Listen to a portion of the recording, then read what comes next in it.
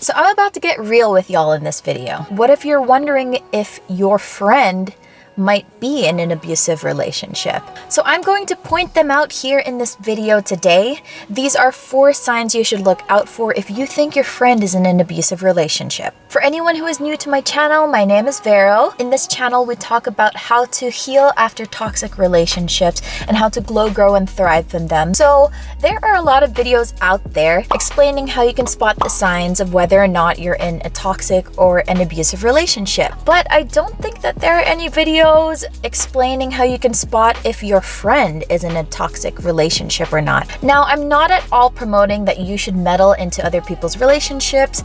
It really is within your discretion whether or not you want to get involved. But to be honest, if you really think that they're in danger, these tips could literally help them and possibly save their life. So I don't take this very lightly. So in my video where I opened up about my toxic and abusive relationship, at the time I had a circle of friends who weren't able to fully know whether or not I was in an abusive relationship or not, because obviously to the abuse victim, they're not going to basically hold up a sign saying, I need help. A lot of it is because they're scared of showing you that they need help. They're scared that the person who is on the other end abusing them or being toxic towards them is going to do something if they let someone else know.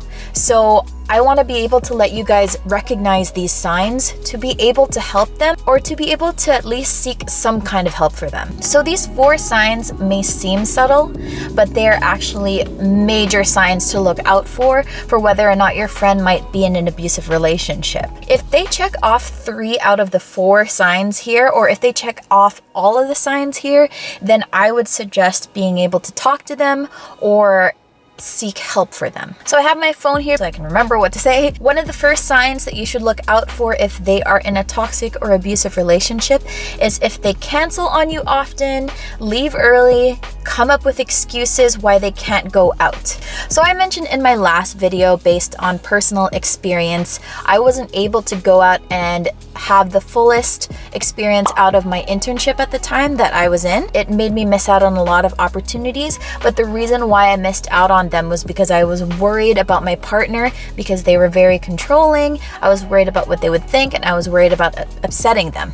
I was saying no to a lot of outings with other friends or making new friends because I was essentially being controlled and being told what I can or can't do and who I can and can't see. A person who is being abused is going to be scared to go out, or they're going to cancel on you, or they're going to make up a lot of excuses as to why they can't go out. They might cancel on you last minute because initially they're going to want to make you happy and say, yes, I'm able to go.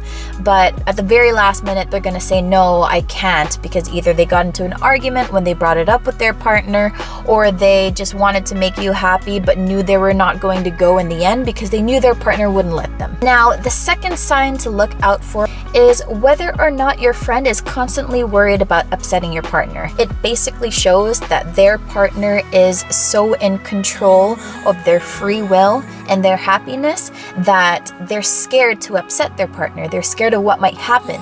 They're scared of upsetting their partner or even losing them. So an example of this might be if your friend cancels on you and they say, oh, I don't think so-and-so would be happy with that.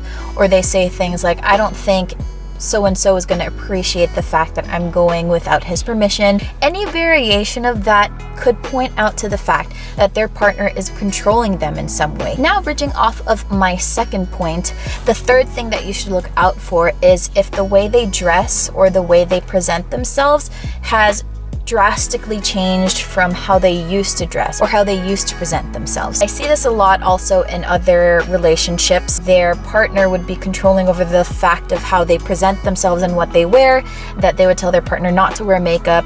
They would insult them by saying, oh, you're trying to look like a whore. You're trying to be a slut and get all these guys' attention. So they end up dressing down. They end up dressing just so plain and so bland compared to how they were before because of the control that this partner has on them. If they used to dress very bright, very attractive looking, very proud and confident of their body, and then it just all of a sudden 180s into just hoodies, no makeup, basically close to almost looking homeless, that's another sign to look out for. Now, the last sign to look out for, and this kind of takes a more keen eye to detail, paying attention to hard to cover injuries. What you should try to look out for are things that are hard to cover. So, for example, when I was in my abusive relationship and we got into a fight where I basically broke my nails, you would be able to spot something like that. Maybe it would be covered up in a bandage. Maybe they'd be wearing gloves for no good reason. They'd come up with reasons that don't make sense. So at the time when my nails were broken, this whole part of my pinky was bleeding and off because of a fight that we had. Little injuries like that are hard to cover, that they may be covering up in some odd way, is something to look out for.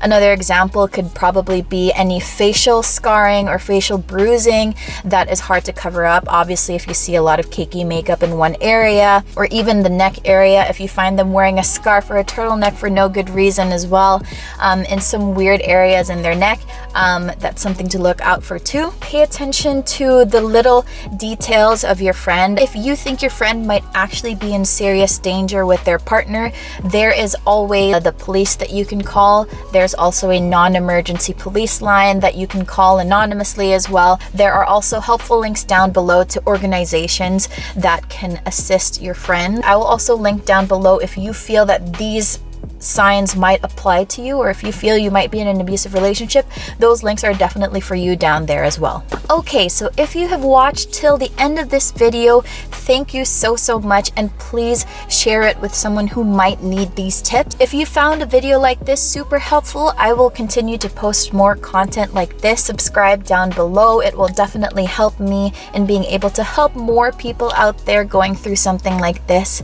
and I hope you guys enjoy the rest of your day. Thank you so much for your time.